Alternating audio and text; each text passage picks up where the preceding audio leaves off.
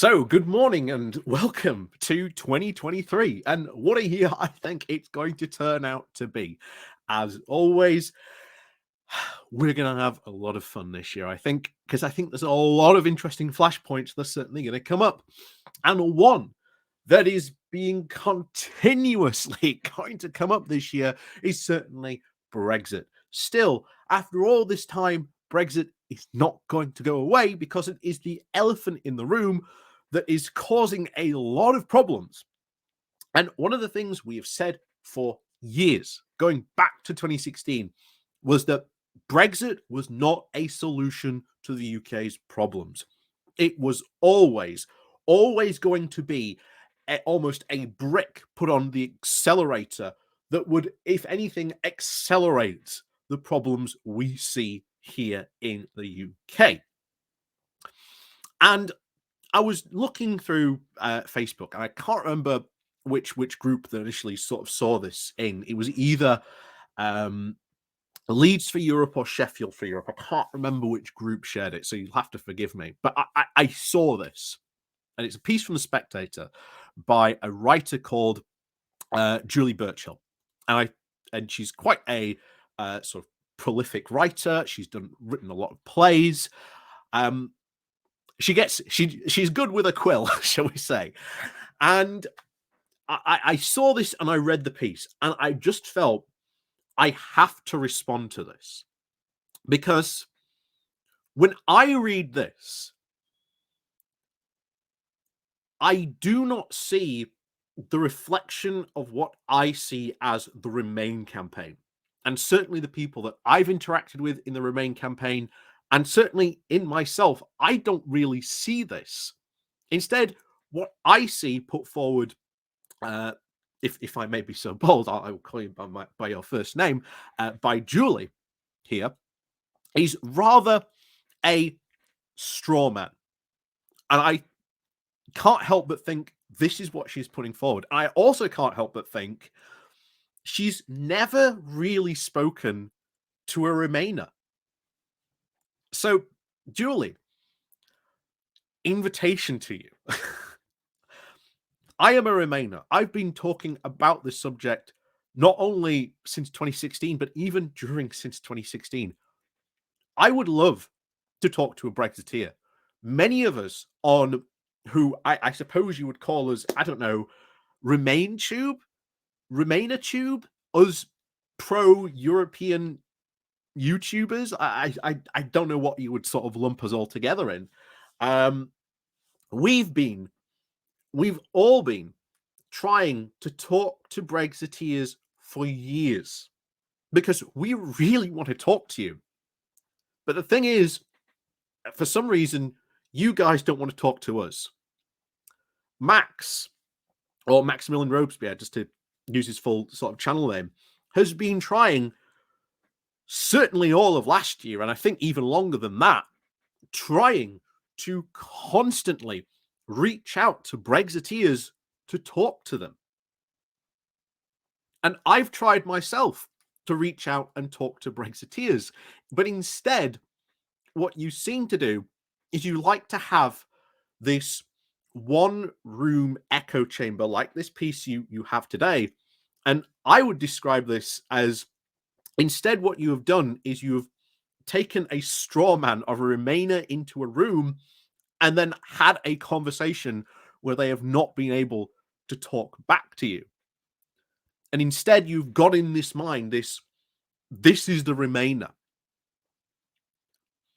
And I really cannot stress how I think you are mischaracterizing what the Remain campaign is. I mean, I like how at one point you start off your article and you say that we are the new swivel-eyed loons of politics. Yet in your original quote and the original genesis of your quote says that they were more referring to this as people who were ideologues latching onto this. And of course, you even admit in yourself that UKIP are these. And I would certainly agree with you. UKIP were absolutely the loons when it came to sort of the Eurosceptic front. And it was, and even now we see ideology about Brexit, not actual, proper, concrete solutions to the problems that Brexit and what you voted for has created.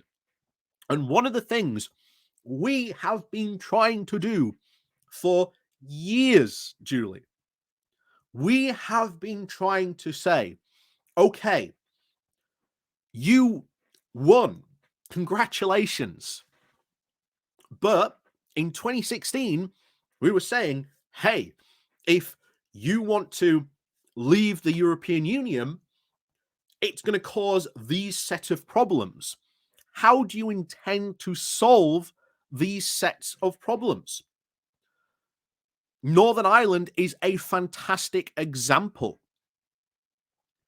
because you had many people in the official and the unofficial Leave campaign constantly saying that the Northern Ireland situation was just not going to be a problem.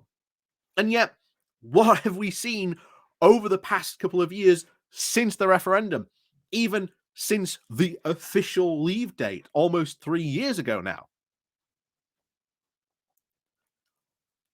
We have seen nothing but trouble. Why? Because I put to you, Julie, that it's not the Remainers who are still, as you like to call us now, describe us as the new swivel-eyed loons of politics. But I put to you that it is still the Brexiteers who are the ideological swivel-eyed loons that you'd like to make Remainers in your article out to be the straw man of. Because we have had serious questions about Brexit, about the problems that Brexit will create for the UK. And in some cases, you also mentioned the debate, and I certainly disagree with how you said that Will Self was snarling at who was, I can't remember her name now.